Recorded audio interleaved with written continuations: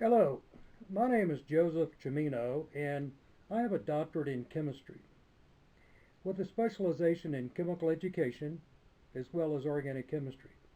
Now, I've taught chemistry for over 35 years, primarily in the college level. Now, as an instructor in chemistry, it became very evident to me over the years that the main criteria in teaching is to get students motivated. So how does one go about getting students motivated to learn the subject matter? Well, oddly enough, students love to play games, and by incorporating games into the subject matter, you got a win-win situation. They like to play games and they learn the material. So over the years, I developed some variety of computer games. This enables students to master various chemical concepts as well as participate in virtual labs. I've also developed a couple of virtual labs to go along with the chemical games. Now, the chemical games and the virtual labs can be accessed at my website at chemgames.com. Now, one of the most effective chemical games is known as the Rainbow Matrix, which enables students to master chemical nomenclature, which basically is the language of chemistry. So let's take a moment and work with the Rainbow Matrix, and so I can acquaint you with this chemical game and show you how effective it is.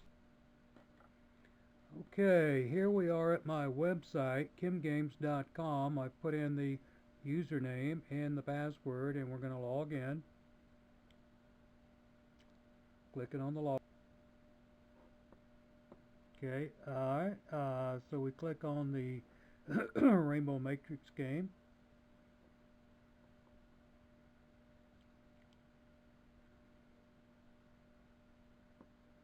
And there it is.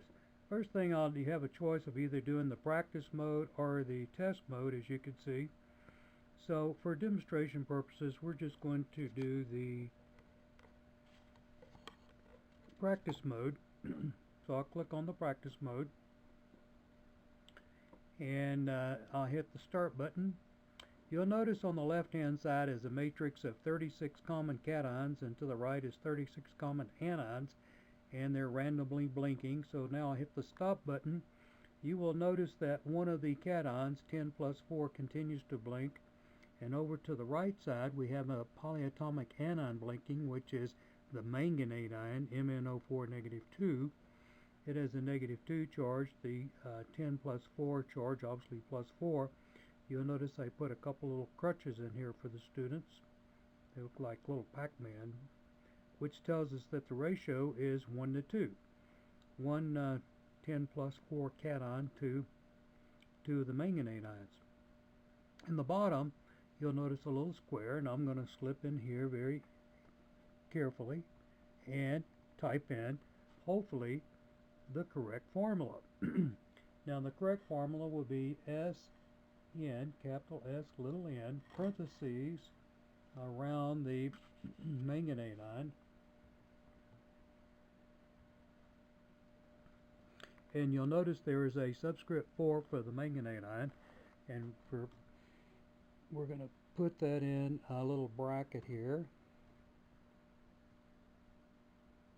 Close the parentheses and then put a subscript 2, and let's check and see if we got it incorrect.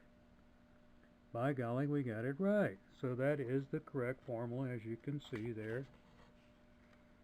SN MnO4 subscript 2. Now, the name of this compound is the next object for the student to do, and that the name of this is going to be 10,4, Roman numeral 4. Oops. Close parentheses.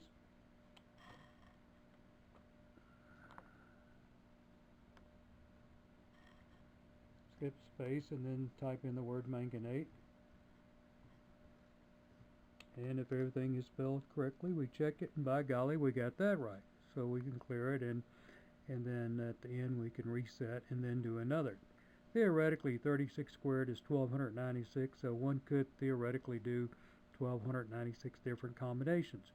My research has proven that once a student does at least 100 of these combinations in the practice mode, then they go into the test mode and they get 90% or better every time. So Basically, a student can master inorganic chemical nomenclature by simply playing this game. Now, in addition to the rainbow matrix, I also have a virtual lab.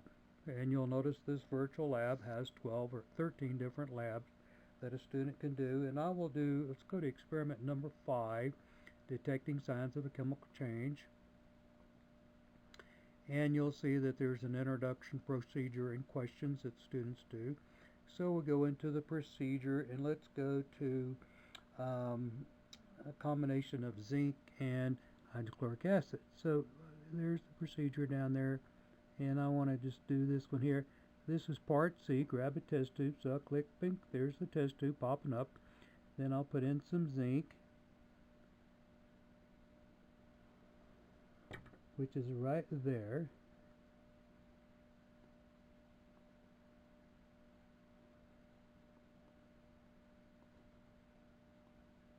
Zinc's added.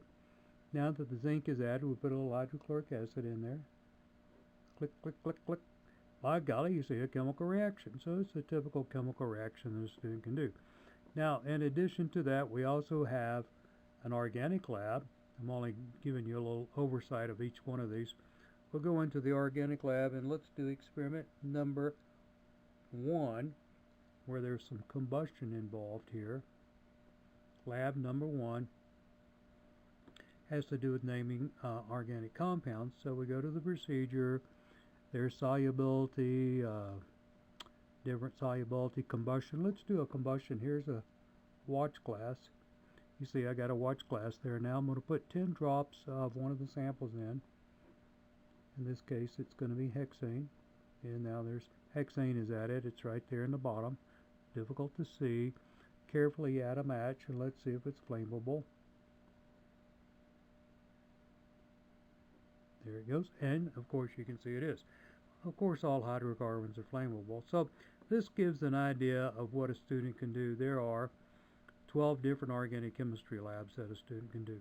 Now the question comes up, what is the potential here? Well, there's over 7,000 colleges with 15 million students here in the USA alone, over 120,000 high schools that teach chemistry. So there's over 127,000 prospective colleges and schools alone in this country that can utilize the Rainbow Matrix, the virtual labs, and some of the other games that we have developed. And that being the case, there is a tremendous financial potential to be made here. And so this will be a great investment opportunity for the sharks to get involved in and reap some good profits. Thank you very much.